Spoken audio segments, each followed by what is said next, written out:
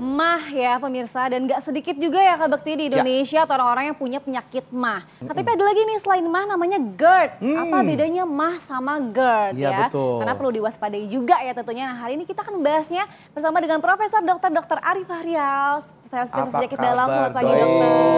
Ini ahlinya di bidang pencernaan loh ya pemirsa ya. Nggak kaleng-kaleng, terperutan tanya dengan Prof. Arida pokoknya. Siap, Baik dok, ini banyak sekali yang merasakan perbedaannya di dok ya. Nah katanya ada GERD, ada mah gitu. Nah itu bedanya apa sih dok sebenarnya dok? Ya, jadi kalau kita lihat mah itu kan sebenarnya bahasa Belanda ya, artinya itu lambung. Cuman orang bilang ini sakit mah berarti sakit lambung. Kalau bahasa Inggrisnya apa berarti itu ya? Stomak, kalau itu kan stomak kan. Tapi kalau kita ngomong stomak, kalau istilah apa medis itu suka dispepsia kita bilang begitu. Nah, tadi kembali lagi nih apa bedanya ya. Kalau itu bilangnya sakit mah saja, itu problemnya baru di lambung saja.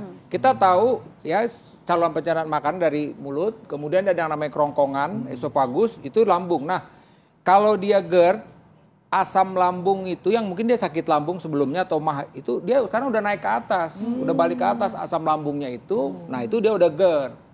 Nah, kalau dia udah balik karena kita bilang gastroesophageal reflux disease, penyakit akibat naiknya isi lambung ke atas gitu. Naiknya serem juga kayak bisa naik begitu ya dok ya. Itu bedanya itu jelas sudah Mas Bekti ya. Jadi kalau cuma baru jelas, masih banyak dok. Iya maksud saya kalau cuma di lambung saja itu oke sakit mah, kalau udah naik ke atas itu yang kita bilang GERD. Udah naik ke atas itu berasa sampai di sini gitu ya dok. Iya naik ke atas. Kadang-kadang pasien tanya berarti kelanjutan. Ya boleh juga kita bilang begitu bahwa sakit lambungnya itu lama-lama sekarang akhirnya jadi GERD itu pasiennya gitu. Tapi bisa dua penyakit. Saya bisa membuat diagnosis dia punya GERD tapi mungkin dia punya sakit mah juga. Iya, jadi bisa berbarengan juga ya dokter ya. Bisa berbarengan. Nah, ini ada fakta atau mitos yang beredar nih di masyarakat yang terkait ya ini gejala GERD. Karena katanya ini hampir sama dengan serangan jantung. Dokter, ini fakta atau mitos dok? Iya, jadi kita bilang ini fakta.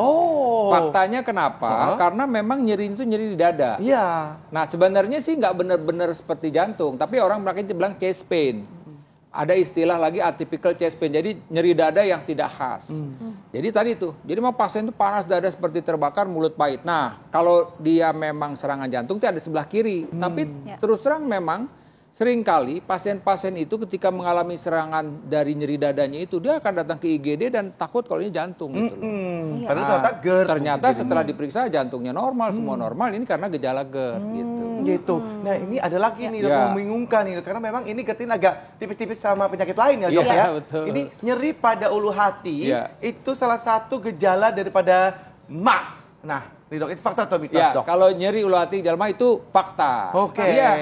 Nah, jadi kalau memang saya bilang tadi kan, kalau dia memang ini adanya di daerah ulu hati, di seputar ulu hati itu yang kita bilang memang sakit mah. Tapi kalau dia ini pasien ini yang saya bilang tadi, dia tidak ada nyeri ulu hati, tidak mual, dia panas dada terbakar. Nah, itu cuma GERD aja itu pasiennya tuh.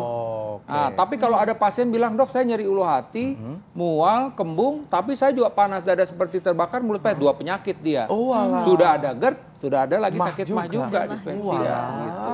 Jadi ini yang mesti dipahamin tuh. Iya dokter, dan kadang-kadang tadi berhubungan dengan penyakit jantung juga ada juga yang dia merasanya mual, dikiranya malah mah, jadi kebalik ya.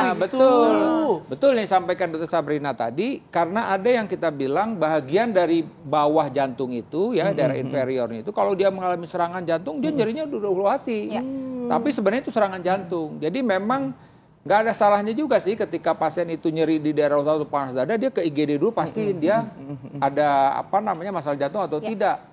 Tapi kalau ini jarak seminggu bolak-baliknya hati-hati, jangan-jangan itu sebenarnya udah GERD, jantungnya normal gitu. Jadi nggak usah takut lagi. Kalau kesempatan pertama oke lah takut, tapi berikutnya setelah dicek semuanya oke, jantungnya udah nih karena GERD-nya gitu. Iya betul. Jadi agak membingungkan juga ya dok ya, karena tadi juga gejalanya juga mirip-mirip penyakit lain ya. Tumpang tindih. Ini ada juga yang mirip lagi dengan GERD nih katanya dokter. GERD dan mah ini dapat memicu sesak nafas dokter. Ini kan larinya kan ke paru-paru lagi ya, soal pernapasan. Fakta atau mitos dokter? Ini jangan dokter, sabar dong, sabar. Ya aja dokter mau jawab, sabar. Pelan-pelan dong, sabar. Kaget. Orang dia pada nungguin. Itu kaget gitu bisa stres naik asam lambung. Dokternya asam lambung. Katanya dokternya harus bisa ngerasain juga dong. Iya, tapi biar ada rasa empati. untungnya saya nggak GERD, jadi waktu dikagetin nggak naik asam lambung. Baiklah, Sebentar ya dok, kita akan jawab setelah lagi. Tetap bersama kami di Hidup Sehat.